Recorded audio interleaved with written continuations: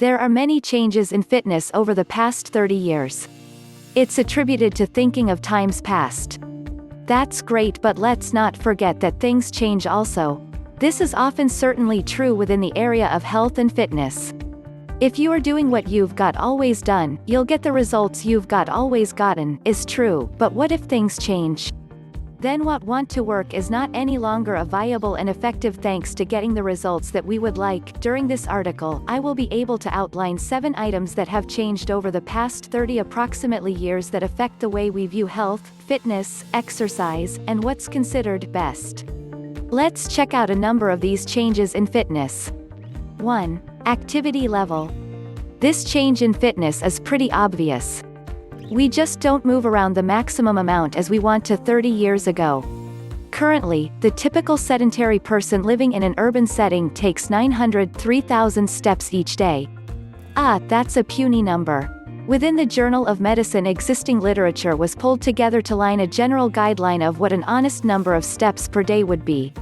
A rate of fewer than 5,000 is assessed as sedentary, 5,000 to 7,499 as low active, 7,500 to 9,999 as somewhat active, 10,000 or more as active, and 12,500 or more as extremely active.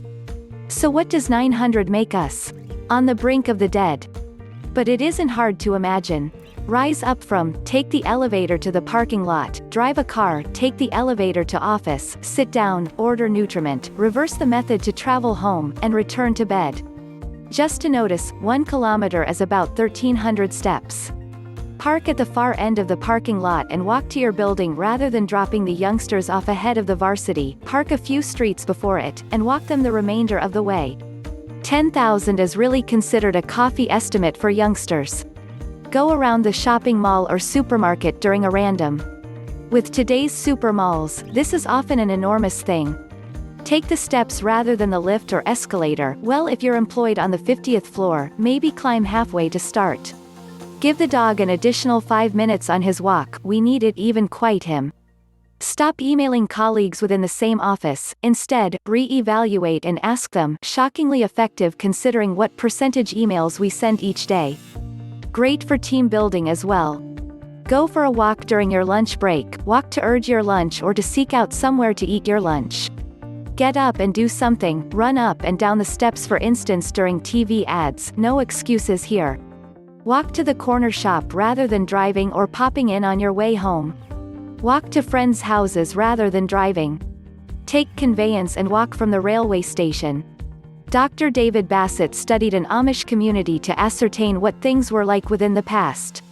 These guys haven't any cars, no electricity, and do hard manual labor to place food on the table. It's like time visits the past. They eat 3 large meals each day with many types of meat, vegetables and natural starches like potatoes. The 98 Amish adults Bassett surveyed wore pedometers for every week.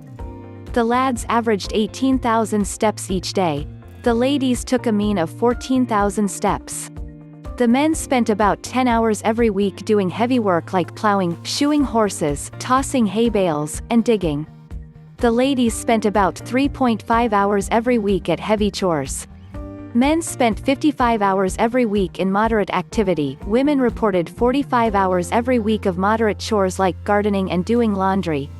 Wow, that's tons of manual labor. Get a pedometer, it's only like $20, and see how you fare. 2. Fat percentages and obesity.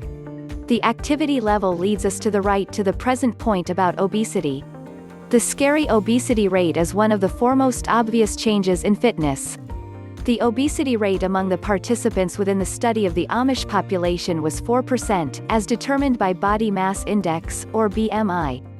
The present obesity rate among urban populations is 30% or more. Okay, the obesity percentages are a scary thing because obesity is already within the very high risk of tons of bad ways to die category. There's still the overweight category, obviously fat but not hitting the medically obese range, to think about. These people are at a high risk already. The total percentages of overweight plus obese are really wild, hitting on the brink of 70% in some cities. Compare this to the typical within the 1980s. 10 to 15% of obesity in most cities. It rose to the mid-20% in 1995 and it's now at an all-time high. 3. Diet. Okay, linked to point number 2 is in fact diet. This is often another obvious change in fitness. It's very simple actually. Within the body, these give just about an equivalent response: fat storage. The sole time we should always eat these things is instantly after hard training. As we will tell from point number 1, not much of any training goes on. But a lot of eating is. These changes in fitness are made more troubling because even natural foods today aren't nearly as good for us as they want to be. Current farming methods make vitamin and mineral content in fruits and vegetables drop about 10 to 40%, counting on the mineral. Corn-fed meats don't give us nearly as good an omega-6 to omega-3 ratio as we want to get from grass-fed and free-range animals. That means not numerous healthy fatty acids for us. And in fact, we also are simply consuming more calories. The Amish people within the study in point number 1 ate about 3,600 calories per day for men and 2,100 calories per day for ladies. Many sedentary people consume this much and more. How? Well, a totally featured gourmet coffee from Coffee Berry or Starbucks can add up to 500 calories in a moment of caffeine folly. For 2 hours of walking for a medium-weight lady. Just remember, calorie quality counts also. 2,000 calories of vegetables, meat, and healthy fats are infinitely better than 2,000 calories from French fried potatoes. It's on the brink of impossible to urge fat on the primary, and nearly impossible to not get fat with the second. I like this car analogy. If you had a $2 million dream car, would you set low-grade or high-grade petrol into it? High-grade, of course. Then why do some people put low-grade filth into their bodies, which are such a lot more important than the car we drive? 4. Games children play. The average child who grows up in an urban environment may be a motor skill weakling. As a hobby, I coach youth basketball. In our talent scouting, I even have kids do a really simple drill of dribbling in and out and around cones. There are numerous kids who can't roll in the hay and a few whom I feel might subside if asked to frolic the cones without the ball. This is often in contrast to the past, where kids ran around, chased one another, played physical games and sports of all types, where the playground was the middle of fun for young kids.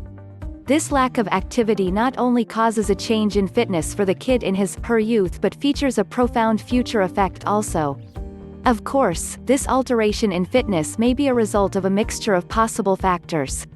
Parents who only consider academic success to be worth striving for, who only provides child recognition and praise once they had the best in academic subjects. An education system that also values book knowledge above other things and takes away education classes to place more academic lessons in. Poorly taught PE lessons that do not help a toddler develop motor skills within the key early years. Busy double-income families where fathers aren't liberal to play with their children, or don't care enough to. Money isn't everything, dads. The maddening video game addiction situation where virtual life is more important than the real world. I think this is often the rationale for all the empty basketball courts in my neighborhood. It want to be that teams lined up to play there. No young kids are there anymore. But actually, so what? The difficulty is that if kids stink at sport and physical activity, the documented psychological factor of competence comes as. Simply put, generally, we do what we are good at. If our next generation is poor at sport and physical activity, they're even less likely to try to any of it.